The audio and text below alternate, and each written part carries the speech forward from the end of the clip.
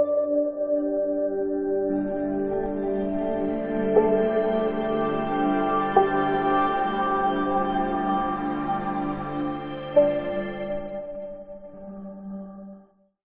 सभी लोगों को मेरा नमस्कार। जय श्री महाकाल, जय मां काली। मैं आप सभी लोगों को और एक नए वीडियो में स्वागत करता हूं। आज के वीडियो में मैं आप सभी लोगों को एक कहानी सुनाने जा रहा हूं जो कि गुरुदेव ने मेरे को सुनाई थी। उन्होंने ये कहानी मेरे को इसलिए सुनाई थी ताकि उनको मेरे को समझाना था भक्ति और तंत्र का विषय। तो वो स्टोरी आज मैं आप सभी लोगों को सुनाने वाला हूँ। बहुत अच्छा स्टोरी है जिसमें एक वेश्या भैरवी क्या दर्जे को प्राप्त करती हैं और महासिद्धि तांत्रिक या फिर महासिद्ध तांत्रिका के नाम से प्रख्यात होती हैं। ये स्टोरी गुरुदेव ने सुनाया था, आज मैं आप सभी लोग को सुनाऊंगा। तो ध्यानपूर्वक वीडियो को देखिए, अंत तक देखिए। अंत में मैं बहुत सारी रहस्य को उजागर करूंगा। तो चलिए शुरू करते हैं आज के वीडियो को और जानते हैं इस विषय के ऊपर।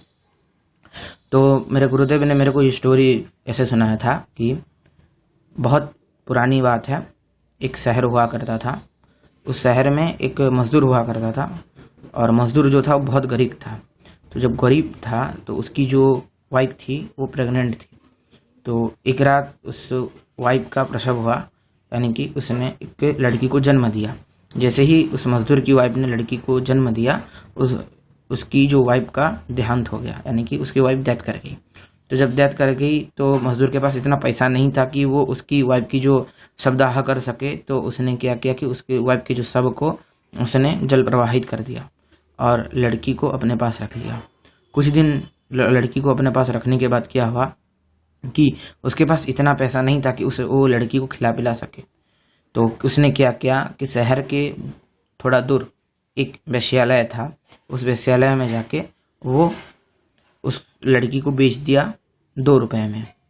जैसे ही उसने उस लड़की को बेच दिया तो वो घर आ रहा था और घर आते वक्त उस रास्ते में एक जंगल पड़ता था और उस जंगल में उसको एक शेर ने खा गया। एक शेर उसको उस मजदूर को खा गया। तो उस लड़की को उसने वेश्यालय में जो बेच दिया था, वो लड़की को उन वेश्यालय की जो सारी वेश्याएं थीं उन्होंने पाला पोसा और उसका नाम दिया अभिप्रिया। और अभिप्रिया को पाल पोस के उन्होंने बड़ा किया। तो अभिप्रिया का जो पूरा जो परिवार था वो वेश्यालय ही बन गया था, या फिर वो वेश्यालय में रहने वाली सारी महिलाएं ही उसकी परिवार बन गई थी। तो अब क्या हुआ कि धीरे धीरे अभिप्रिया बड़ी होती गई। ये उड़ीसा और बंगाल के बीच की एक स्टोरी होने के कारण हर साल माँ काली की पूजा हुआ करती। तो माँ काली की पूजा में अभिप्रिया बहुत खुश होती क्योंकि माता काली से वो बहुत प्रेम करती थी, माता काली की भक्ति करती थी। माँ काली को उसको बहुत पसंद थी। तो हर साल काली पूजा में वो बहुत प्रसन्न हुआ करती है। उसी तरह से एक साल आया काली पूजा में वो बहुत प्रसन्न हुई और जब काली पूजा की रात को उसको स्वप्न में माँ काली के दर्शन भी हुए। तब उस स्वप्न में दर्शन होते वक्त अभिप्रिया ने माँ काली से मांगा कि माँ काली, मैं आपका प्रत्यक्ष दर्शन करना चाहता हूँ। तो माँ ने हंसते हुए उसको आशीर्वाद देके चली गई और उसका स्वप्न टूट गया। तभी कुछ समय के बाद शिवरात्रि आई। महाशिवरात्रि की रात सारे वेश्याएं शहर से एक खंडर शिव मंदिर में जाती थीं और उधर महारुद्र का पूजा करती थीं। तो उन सभी के साथ अभिप्रिया भी गई। जैसे अभिप्रिया गई तो अभिप्रिया जब महारुद्र का पूजा कर रही थी तभी उसको देखने को मिला कि ठीक उस खंडर के ठीक थोड़ा सा दीवार को लग के पीछे एक साधु बैठे हुए हैं और वो साधु सर्दी से कांप रहे हैं। उनका पूरा शरीर भीगा पड़ा है और वो कांप रहे हैं। तभी अभिप्रिया ने जो शिवलिंग के ऊपर जो वस्त्र आदि अर्पित किए थे उनमें से एक वस्त्र उठा के जाके साधु को दे दिया। जब साधु ने उस वस्त्र को ग्रहण किया और अभिप्रिया का मुंह देखा, तभी साधु ने बोला अभिप्रिया को, बेटी बैठ जाओ मेरे पास। तभी अभिप्रिया उन साधु के पास बैठ गई। तभी साधु ने अभिप्रिया का हाथ आगे खींच के उसकी हाथ की कुछ लकीरों को देखा। जब लकीरों को देखा और उसकी शक्ल को देख के साधु बहुत मुस्कुराए और बोली कि अभिप्रिया, मैं तुमको एक चीज़ दे रहा हूँ, इस चीज़ को आज तुम लो और इसके बाद आके तुम्हारा जीवन पूरा परिवर्तन होगा। तभी साधु ने अपनी पोटली में से एक किताब उठाई और अभिप्रिया के हाथ में थमा दी और बोला कि अभिप्रिया, तुम्हारे जीवन का पूर्ण सार इसी किताब में है, इसको पढ़ो, तुमको समझ आ जाएगा।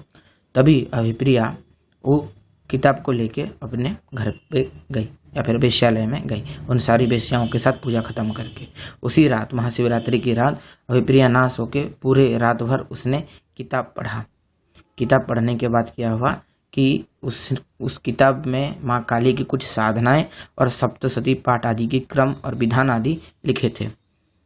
तब अभिप्रिया धीरे धीरे उसने उस वेश्यालय में ही एक अपना छोटा सा कमरा बनवाया अपने पैसे से, और उसने उस जगह पे काली माता की एक प्रतिमा स्थापित की। और हर रोज रात को जब सुबह के कुछ समय पहले जब वो अपनी वेश्यावृत्ति खत्म करती, तब वो अपनी को शुद्ध करके फिर माँ काली के पास जाके जैसे जैसे उस बुक में लिखा था, जो मंत्र आदि लिखे थे और सप्तशती का पाठ आदि क्रम लिखा था, वो मंत्र का जाप करती और वो सप्तशती आदि पाठ किया करती। धीरे धीरे समय गुजरता गया। लगभग 3 साल के करीबन ये हो गया। अभिप्रिया साधना करती गई। इस तरह से उसका लगातार साधना चलता रहा। एक दिन उसी रात वो साधना कर रही थी और उसके अंदर से एक प्रचंडता से एक दिव्य भाव का उत्पन्न हुआ और उसका मन उस वेश्यावृत्ति के प्रति तथा सारे दुनिया के प्रति से विरक्त हो गया। उसके अगले दिन से अभिप्रिया ने वेश्यावृत्ति को त्यागने की कोशिश की, लेकिन वेश्यालय में रहने के कारण बाकी लोगों के द्वारा यह मंजूरी नहीं किया गया। फिर भी अभिप्रिया जैसे तैसे करके अपनी वेश्यावृत्ति को करती रही तथा साधनाओं को भी कंटिन्यू करती रही। नवरात्रि का समय आया। नवरात्रि का समय जैसे आ गया, तब उस समय अभिप्रिया अपनी साधनाओं के ऊपर ज़्यादा फोकस्ड हो गई। जैसे ही फोकस्ड हो गई तो उसने नवरात्रि का व्रत रखा। केवल वो जलाहार पे पूरी नवरात्रि साधना करने की कोशिश की। वो रोज सुबह नवरात्रि के दौरान नहाती धोती, फिर माँ की उस जैसे पूजा उसका वो करती थी, तो वो 3-4 समय धीरे धीरे करने लगी। सप्तमी का रात था। ये पूरा नवरात्रि वो दिन भर पूजा पाठ और मंत्र जाप और ये सप्तशती पाठ में लगा देती। उसी तरह से पूरा रात भी लगा देती। ना सोती थी ना खाती थी, केवल जलाहार पे रहती थी। उसका पूरा शरीर कमजोर हो गया था उस नवरात्रि के दौरान। तभी सप्तमी की रात जैसे ही वो नहा धो के फिर से कमजोर शरीर के साथ बैठ गई पूजा में, तो उसका शरीर साथ नहीं दे रहा था मंत्र जाप आदि के कारण। फिर भी अभिप्रिया ने माला आदि से उसका जो बुक में लिखा था सारे मंत्रों का जाप तथा सप्तशती का पाठ आदि करना शुरू किया। जैसे जैसे समय बीतता गया और रात्रि के अंधकार घना होता गया, उसी समय अभिप्रिया का शरीर धीरे धीरे टूटने लगा। कुछ क्षण में अभिप्रिया के हाथ से माला छूट गए। उसके सामने मतलब अंधेरा छाने लगा। फिर भी अभिप्रिया जैसे तैसे करके अपने मुंह से मंत्र सप्तशती के जाप करती गई, सप्तशती का पाठ कंटिन्यू करती गई। फिर अचानक से उसको एक झटका सा लगा और अभिप्रिया बेहोश हो गई। जैसे ही अभिप्रिया बेहोश हो गई, तभी अचानक से उसके शरीर में एक करंट सा दौड़ गया और उसके शरीर में फिर से वो ऊर्जा आ गए और एकदम वो तरोताज़ा हो गई। जैसे ही वो उठने की कोशिश की तो उसके सामने एक दिव्य किरण युक्त एक आभा प्रकट हो गई और उस प्रकट करण में से भगवती काली का सौम्य विग्रह उसको दर्शन हुआ। माँ का उस सौम्य विग्रह का उसने प्रत्यक्षीकरण प्राप्त किया। तभी जब माँ ने उसको दर्शन दिए, तभी माँ ने उसके पूर्व जन्म का सारे कर्मों को उसको बताए कि वो पूर्व जन्म में एक दिव्य साधिका थी, लेकिन कुछ कर्मों के गलत कारण होने के कारण उसको ऐसे जन्म लेना पड़ा। जन्म लेने के बाद उस गलत कर्म के कारण उसको वेश्यालय में ही पाला पोसा गया। पाला पोसने के बावजूद उसके जो पुण्य कर्म थे, पुण्य कर्मों के वजह से उसको फिर से अपने पूर्व जन्म की सारी साधनाओं की विधि उसको प्राप्त हुई और प्राप्त होने के बाद वो फिर से वो साधनाओं को किया और माँ को आज प्राप्त कर पाई बोल के सारी रहस्य माता ने अभिप्रिया को बताया। ये सारे रहस्य जानने के बाद माता ने अभिप्रिया को महाभैरवी का दर्जा या फिर माँ महाभैरवी का एक तरह से बोले नाम दिया और माँ उधर से चली गई। जब महाभैरवी का नाम पड़ा, अगले दिन ही वो वैश्यालय त्याग के जन कल्याण के लिए निकल गई। आगे फिर वो हिमालय के आदि यात्रा करके उधर बहुत सारी माँ की साधनाएं जागृत करने के बाद वो जो अभिप्रिया थी, वो जो महाभैरवी थी, उन्होंने अपने जो जीवन लोक कल्याण में लगाया और अंतोगत्वा भगवती महामाया के लोक में वो चली गई, महासमाधि को प्राप्त कर गई। तो ये था अनुभव या फिर यही था स्टोरी। स्टोरी से हमको ये सीखने को मिलता है कि तंत्र साधना करना बहुत अच्छी बात है, गलत बात नहीं है। लेकिन तंत्र साधना अगर बिना भक्ति की किया जा रहा है, अगर तंत्र साधना में, माँ की तंत्र साधना में भक्ति नहीं है, तब फिर माँ उस साधना से प्रत्यक्ष नहीं होती, माँ उस साधना से प्रसन्न नहीं होती, फिर माँ वो साधना से नहीं सुनती किसी की बात। अगर साधना तो कर रहे हैं, भक्ति ना हुई तो वो साधना फिर किसी काम की नहीं। इसीलिए जब भी सभी साधक साधना करें तो माँ की भक्ति करते हुए ही साधना करें। अगर भक्ति है तो उलझन में भी मुक्ति है।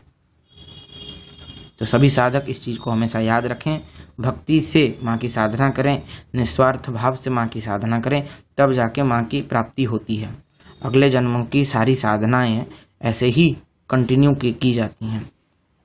बहुत सारे साधकों का और खुद का मेरा भी अनुभव रहा है, जब आप भक्ति करते हुए आगे बढ़ते हो तो ऑटोमेटिकली पूर्व जन्म की सारी जो शक्तियां या फिर सिद्धियां होती हैं ऑटोमेटिक आपके जीवन में आना शुरू हो जाती हैं। जब आप एक निस्वार्थ भाव से माँ की साधना पे उतरते हो तो पूर्व जन्म की सारे जो सुकर्म का प्रभाव होते हैं वो आपके जीवन में आना शुरू हो जाते हैं। आपको सही रास्ता मिलता है और अंततः आप माँ भगवती तक ही पहुँचते हो। अगर माँ भगवती तक पहुँचने के रास्ते पे आप लग जाते हो। ये मेरे जीवन का भी अनुभव रहा है। तो सभी साधक इस स्टोरी से यही सीखें और अपने जीवन को आगे बढ़ाते जाएं, आगे बढ़ाते बढ़ाते माँ को प्राप्त करें। तो यही था कुछ आज का वीडियो। अगर आप सब लोग को अच्छा लगता है लाइक करें, शेयर करें, सब्सक्राइब करें। जो लोग नए हैं सब्सक्राइब करके घंटी वाला बेल आइकन ऑल पे सेट करें ताकि मैं जो भी वीडियो अपलोड करूँ उसका नोटिफिकेशन आप सभी लोगों तक पहले पहुँच जाए। और एक बात, डिस्क्रिप्शन में आप सभी लोगों को मेरे 2 चैनल का लिंक मिल जाएगा, शक्ति रहस्य एंड रुद्रकाली तंत्र। दोनों चैनल को जाके आप सभी लोग सब्सक्राइब कीजिए, क्योंकि दोनों में ही मैं तंत्र साधना आदि डालता रहता हूँ। तो जाके ये दोनों चैनल को जरूर सब्सक्राइब कर लीजिएगा। तो ये था कुछ आज का वीडियो। सभी को मेरा नमस्कार। जय श्री महाकाल, जय माँ काली।